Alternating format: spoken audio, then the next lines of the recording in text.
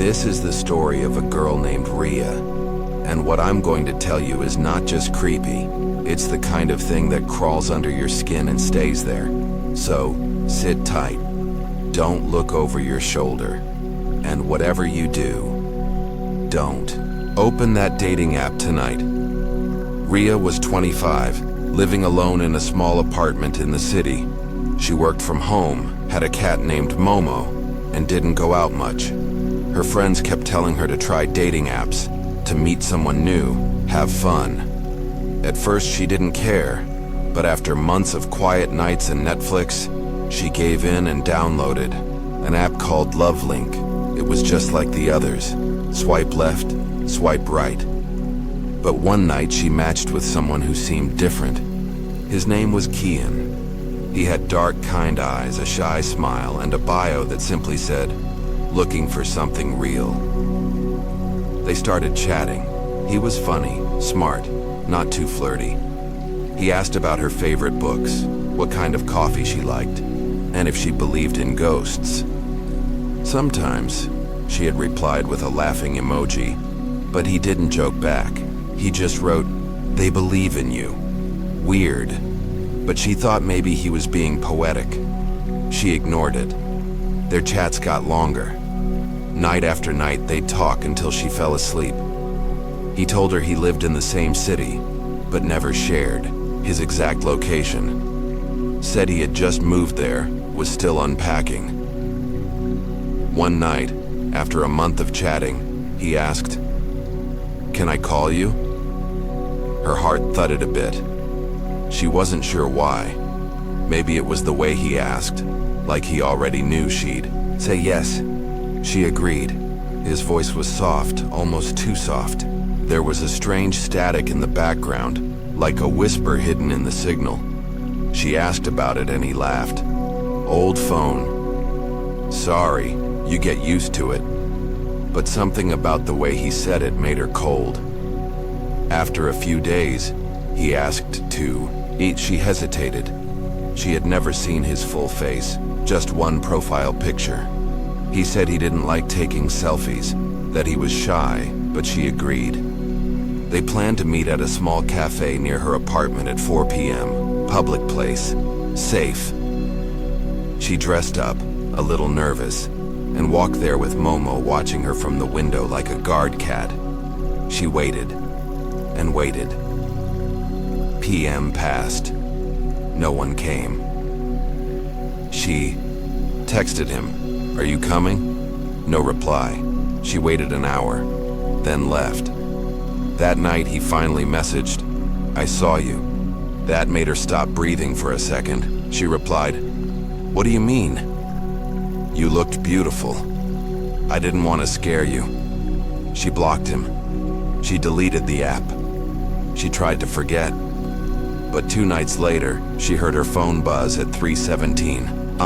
It was a text from an unknown number. "You still looked beautiful tonight." She froze. Her blinds were closed. Her doors were locked. She hadn't gone out. Who could have seen her? She didn't reply. She just turned off her phone and stayed. Under her blanket, her cat curled tightly at her side. Morning came. She tried to brush it off as a prank, but deep down, something had changed. Things started happening. She'd find her door unlocked when she swore she locked it. Her kitchen lights would flicker when she entered. Her cat hissed at the hallway some nights, fur standing straight up. One night, she came back from throwing the trash and saw a note under her door. No name, just a message. "I wish you hadn't blocked me." She went to the police. They asked if she had any proof. She showed them the text, but the number was untraceable. No fingerprints on the note, nothing they could do. She asked if she should stay somewhere else. They told her to install cameras, so she did. 2 in the living room, 1 at the door. She watched the footage every morning. For days, nothing. Then came the night of April 4th. She woke up feeling like something was off. Her cat was hiding under the bed. She checked the cameras. At 2:53 a.m., the hallway cam caught something. Her front door opened. slowly, no one visible. Then the living room cam showed movement, just a shadow passing across the wall. Not a person. A shape, not tall, not short, but the way it moved. It was wrong, like it didn't walk. It glided. It moved straight toward her bedroom. Then, nothing. The next shot was from 3:01 a.m., the shape leaving. She checked her bedroom cam. It had cut, off at 2:54 a.m., static. She didn't sleep after that. Next day, she asked a friend to stay over. Her friend Amira didn't believe in ghosts or stalkers.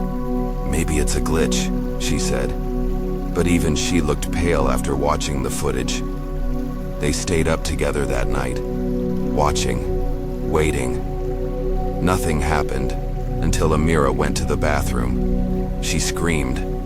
Rhea ran in and saw what made her blood run cold. The mirror had writing on it. Foggy, finger-written words. "You're not alone, Rhea." They packed and left that night. Rhea moved in with her cousin for a while. She changed her number, got a new phone, deleted all dating apps. Months passed. She felt safer. Then one night, while scrolling through a new app for restaurant reviews, an ad popped up. It looked like a dating app, but the name hit her like a punch. Love Link. She hadn't heard of it since. She clicked it, heart pounding. It wasn't available to download anymore. But there was a message on the site, just one line. "Thank you for helping us connect." And beneath that, her photo, not one she had posted. A photo of her asleep, in her old apartment, Momo curled at her side. That was the last night she slept there. Rhea moved to another city after that. No one knows what that app really was. No one knows who or what Keon really was. But to this day, sometimes she gets anonymous texts. Just one line. Still looking for something real. So, if you're thinking of trying online dating tonight, make sure you know who's on the other. And if they ask you whether you believe in ghosts, maybe don't answer.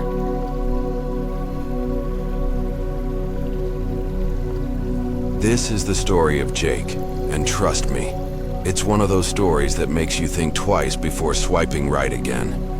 Jake was a normal guy, about 27 years old, working at a small marketing firm in a busy city. He wasn't bad looking, pretty, easygoing, and had a small group of close friends. But like many people, he was tired of being single. So, on a slow evening, he downloaded a dating app called Heartbeat just to see what was out there. At first, it was fun. A few matches, some casual chats, but none really interested him. Then, he matched with someone named Emily. Her picture showed a bright smile and clear blue eyes. Her bio said she loved hiking, coffee, and old horror movies. Things Jake liked too. They started chatting right away. Emily was different from the others. She wasn't pushy or full of cliches. She asked real questions, listened carefully, and always remembered small details Jake shared. Their conversations went late, into the night. He felt like he had finally found someone who got him. After a week, Emily suggested they video call. Jake was excited and nervous. He had never done video dates before. When the call connected, he saw her. She was beautiful, with soft lighting in the background. But something felt odd. Her eyes, they didn't blink. Jake blinked, stared hard, but no blink back. It was like she was a doll or a statue. "Are you okay?" Jake asked, trying to laugh it off. Emily smiled. It was perfect but frozen, like a mask. Jake felt a shiver but didn't want to be rude. He said, "Maybe your internet is slow?" Emily didn't answer. The call dropped. He tried to call back, but no answer. The chat box said, "Emily is offline." Jake thought maybe it was a glitch. The next day, Emily texted again. "Sorry, bad connection." "I want to see you soon," Jake agreed. They planned to meet at a coffee shop downtown. Jake was both excited and nervous when he arrived. He scanned the room for her, but no Emily. He sent her a message. "Where are you?" No reply. He waited 20 minutes, then left, feeling confused. That night he got a message. "I'm closer than you think." It made him uneasy. He texted back, "Please explain." No answer. The messages kept coming over the next few days. Short, strange lines. "I'm watching. Don't be afraid. Soon." Jake tried blocking the number, but the messages kept arriving. They came from different numbers each time. Some were emails, others were texts, even social media messages. He told his friends. They told him to ignore it. But one night Jake was at home alone. His phone buzzed again, this time a video message. He opened it. It was a shaky recording of his own apartment. The camera moved slowly through his living room, zooming in on his jacket hanging by the door, then his shoes, then finally the dark hallway leading to his bedroom. Jake's heart jumped. He grabbed his keys and phone and left his apartment immediately, stayed at a friend's place that night. The next day, the police told him they would check the security cameras near his apartment, but the cameras had been disabled for hours during the night. Someone had cut the power line. Jake felt trapped. He didn't want to delete the app. Part of him hoped this was all some bad joke, but the fear grew stronger. One night, Jake woke up around 2 a.m. because he heard faint tapping sounds at his window. He froze, listening. The tapping continued, soft, slow. He turned on his phone's flashlight and looked out the window. Nothing. When mine. He looked down on the windowsill. There was a small note. Written in shaky handwriting, it said, "I'm right outside." Jake's hands shook as he grabbed the note and called the police again. They came quickly, searched the area, but found no one. Jake stayed at his friend's house for several days, finally decided to uninstall the app, but that didn't stop the messages, even after he changed his number. One evening, he got a call from an unknown number. A voice whispered, "Emily misses you." Then the line went dead. Jake knew one thing for sure. Emily was not just a person, not just some girl he met online. It was something else, something dangerous. Weeks later, Jake moved out of the city, changed jobs, and tried to forget everything. But every once in a while, when he's alone and his phone lights up with a message from a number he doesn't recognize, he feels the same cold fear. And the message is always the same. "I'm closer than you think." So next time you open a dating app, remember Jake's story, because sometimes the person behind the screen might be watching you more closely than you can ever imagine. And trust me, not everyone you meet online wants to be your friend.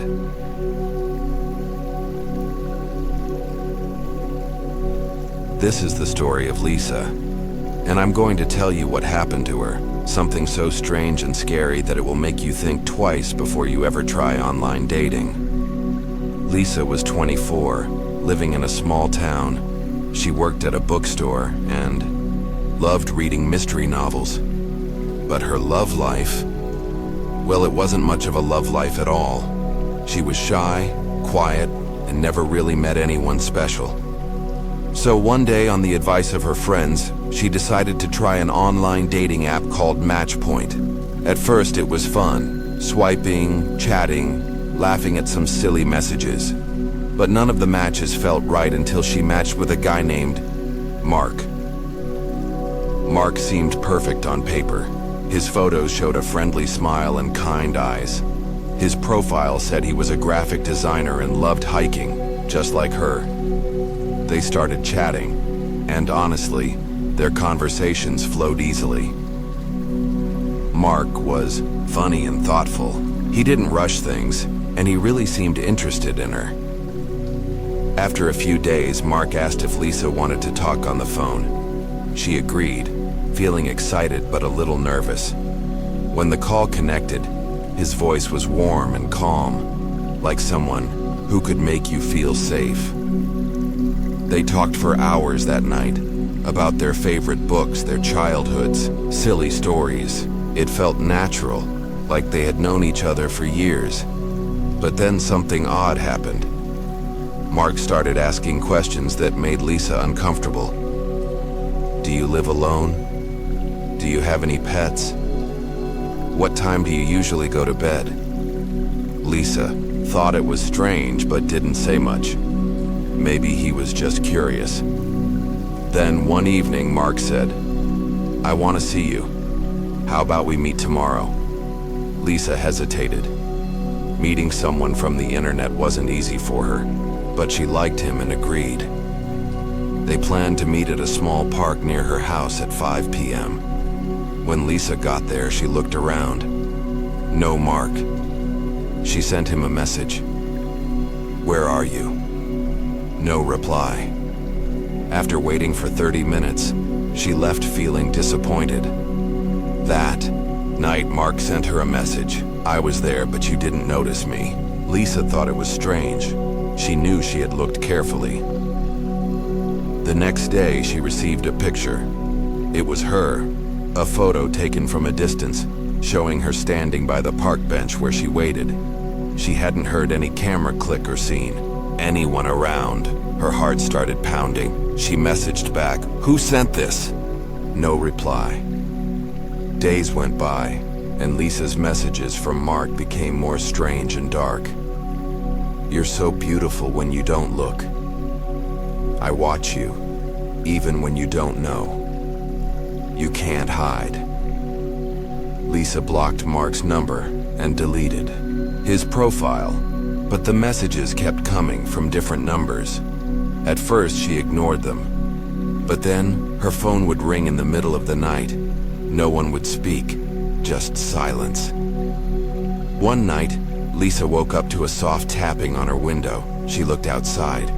No one, but on the glass, written with her finger, were 2 words: look outside. Terrified, she pulled the curtains closed. She called her best friend Emma, who came over right away. They stayed awake together, watching Lisa's windows and doors. Nothing happened. The next day, Lisa found another note slipped under her door. This one said, I'm closer than you think. Emma wanted to call the police, but Lisa was scared they wouldn't believe her. That night, Lisa's cat Whiskers acted strange. He growled at the corner of the room and hissed at the empty air. Suddenly, the lights flickered and went out. Lisa's heart jumped. She grabbed her phone and flashlight and slowly moved to the fuse box. Before she reached it, a cold breeze brushed past her, even though all the windows and doors were closed tight. Then, her phone screen lit up with a message. Don't be afraid. She dropped her phone. It cracked. Emma arrived just in time. Lisa told her everything. The messages, the notes, the tapping, the cold breeze. Emma said, we need to get out of here for a while. They packed some things and stayed at Emma's place that night. The next morning, Lisa decided to check her phone's messages again, just to be sure. There was one new message from an unknown number. It read, I'm sorry. Lisa didn't reply.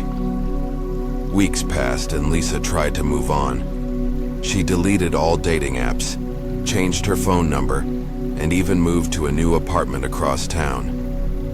At first, everything was quiet. No strange messages, no notes, no tapping. But then, one evening, Lisa received a strange email. The subject line was, look outside. Her hands trembled as she opened it. Inside was a photo.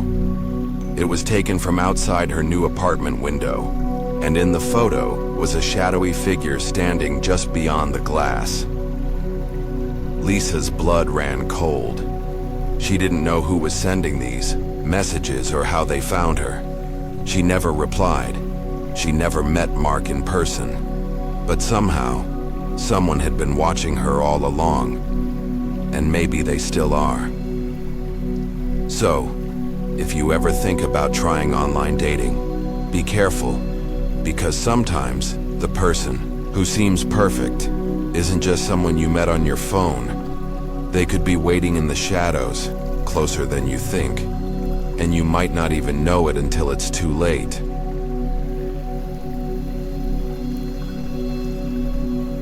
This is the story of Ben, and what happened to him will make you rethink everything about online dating. Ben was 30 years old, living in a quiet town. He worked as a software developer and was pretty shy when it came to meeting new people. His friends always told him, "Try online dating, it's easy." So one evening, after a few drinks and a lot of encouragement, Ben downloaded a popular dating app called Flare. At first, Ben was cautious. He made a simple profile, added a few pictures, and started swiping. Most matches didn't lead anywhere. Then one day, he matched with a woman named Sarah. Sarah's photos showed her smiling, with long brown hair and bright green eyes. Her profile said she loved photography, traveling, and hiking. Ben was interested because he liked those things too. They started chatting. Sarah was easy to talk to, friendly, funny, and she seemed genuine. Their conversations quickly moved from small talk to deeper things like dreams and fears. Ben felt a connection. After a week of chatting, Sarah suggested they meet in person. Ben was nervous but excited. They agreed to meet at a small cafe in town on Saturday afternoon. When Ben arrived, he looked around eagerly, hoping to see Sarah's familiar face, but no one was there. He texted her, "Where are you?" No reply. He waited 15 minutes, then left feeling disappointed. Later that evening, Sarah messaged him, "Sorry, I was running late. I was outside, but maybe you didn't see me." Ben believed her and agreed to try again. They set another date for Sunday. This time, Ben arrived early. He scanned the cafe, but again, no Sarah. He sent a message. "Still waiting." No reply. Frustrated, Ben left. Then the messages started to change. Sarah began sending strange texts late at night. "I'm close by. I can see you. Don't ignore me." Ben felt uneasy but thought maybe she was joking or had some mental health issues. He told her to stop sending those messages, but the texts kept coming. One night his phone buzzed at 2 a.m. It was a picture message. Ben opened it. It was a photo of his front door, taken from outside his house. Ben's heart raced. He didn't know who took the picture. He looked outside. Nothing. No one in sight. The next day, he installed new locks and a security camera at his front door. But the messages continued. "I'm closer than the camera, watching you always." Ben showed the messages to his best friend, Mike, who told him to go to the police. Ben was scared, but agreed.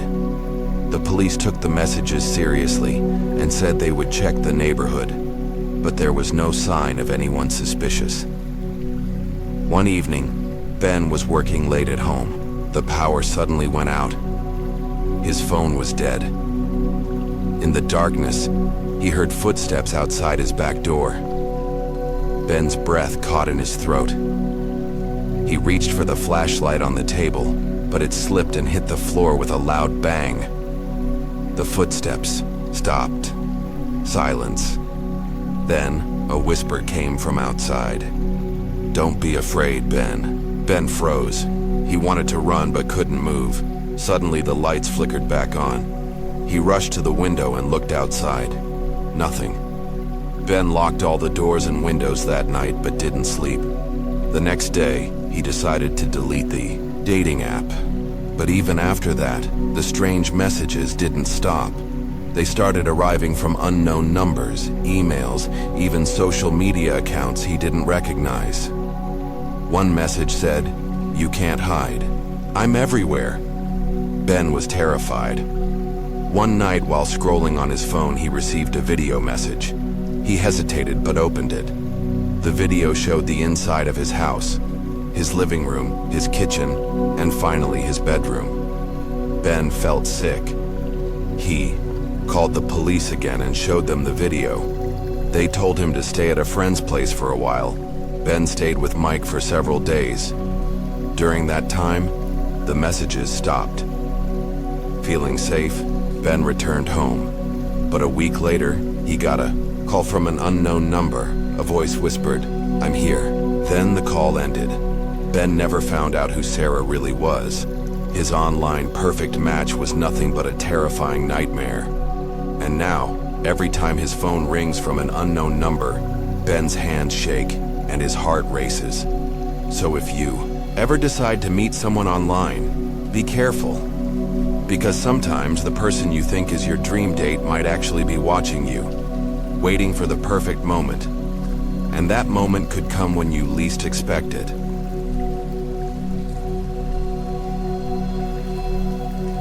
This is the story of Emma. And trust me, once you hear what happened to her, you'll never look at online dating the same way again. Emma was 27 years old, working as a nurse in a busy city hospital. She was kind, smart, and hardworking, but her love life was almost non-existent. With her long shifts and stressful days, she didn't have time to meet people. So, like many others, she turned to an online dating app called HeartLink. She created her profile carefully, choosing pictures that showed her smiling, and wrote a simple bio. Love coffee, books, and the outdoors. Soon, Emma started getting matches. Some were nice, some not so much, but one name caught her attention: Jake. Jake's profile showed a friendly man with a charming smile and eyes that seemed to say, "I'm genuine." His bio said he was a teacher and loved hiking and photography. They began chatting. At first it was normal, talking about favorite movies and hobbies. But Jake was different. He listened carefully and remembered everything Emma said. Their conversations became longer, and soon Jake was calling Emma every evening. They talked for hours about life, hopes, and fears. Emma started feeling a connection, something real. Jake seemed perfect. One evening, Jake suggested they meet for coffee the next day. Emma felt nervous but excited. They chose a quiet cafe near the hospital. The next afternoon, Emma arrived early, heart pounding with anticipation. She looked around, but there was no Jake. She sent him a message. "I'm here. Where are you?" No reply. Emma waited 15 minutes, then left, feeling confused and disappointed. Later that night, Jake sent a message. "I was there. I saw you, but you didn't see me." Emma thought maybe he was joking, so she laughed it off. The next day, they planned to meet again at a park. Emma arrived on time, but again, Jake was nowhere to be found. She messaged, "Where are you?" No answer. That night, Jake's messages became strange. "You're everywhere I look. I see you when you don't see me." Emma felt uneasy. She asked him to stop sending creepy messages, but Jake didn't reply for days. Then, out of nowhere, Emma started noticing strange things around her apartment. Her doors would be unlocked when she was sure she had locked them. Lights flickered without any explanation. She found notes slipped under her door, written in messy handwriting. "You can't hide." One night, Emma's phone buzzed with a message from Jake's old number. It read, "Look outside." Heart pounding, Emma looked through her window. There, in the dark, was a shadowy figure standing just beyond the garden. Emma gasped and quickly closed the curtains. She called her best friend, Mia, who came over immediately. Together, they stayed awake, watching the windows and doors. Nothing else happened that night. The next morning, Emma found her front door slightly open. She was sure she had locked it the night before. Mia called the police. Officers came and searched the apartment and the neighborhood but found nothing. Emma was advised to change her locks and install security cameras. She did everything the police suggested, but the messages kept coming, always from different numbers, always saying things like, "I'm closer than you think. Soon, you'll see me." Emma felt trapped, scared to be alone in her own home. She stopped going out unless Mia was with her. Then, one evening, the power went out again. Emma was sitting in the dark when her phone lit up with a new message. It said, "I'm inside." Emma's blood ran cold. She grabbed her keys and ran out, calling Mia. Mia came immediately, and they went to Mia's apartment to stay safe. The police took the threat seriously now and promised to investigate. A few days later, Emma received a package at Mia's place. Inside was a photo of her taken inside her own apartment. She didn't know how anyone could have taken it without her seeing. Emma's world felt like it was falling apart. She felt like a prisoner in her own life. Weeks passed with no sign of Jake or the person stalking her. Emma tried to move on, deleting her dating profiles, changing her phone number, and even moving to a new city. But the fear never left. One night, while lying in bed, Emma's phone buzzed. It was a message from a new number. "I'm waiting." Emma didn't reply. She never found out who Jake really was or how he found her again. And sometimes, late at night, she feels like someone is watching her, just beyond the window, waiting for the perfect moment to step inside. So, if you ever think online dating is a safe way to find love, remember Emma's story, because sometimes what starts as a simple chat can turn into a nightmare you can't escape from. And that nightmare could be closer than you think.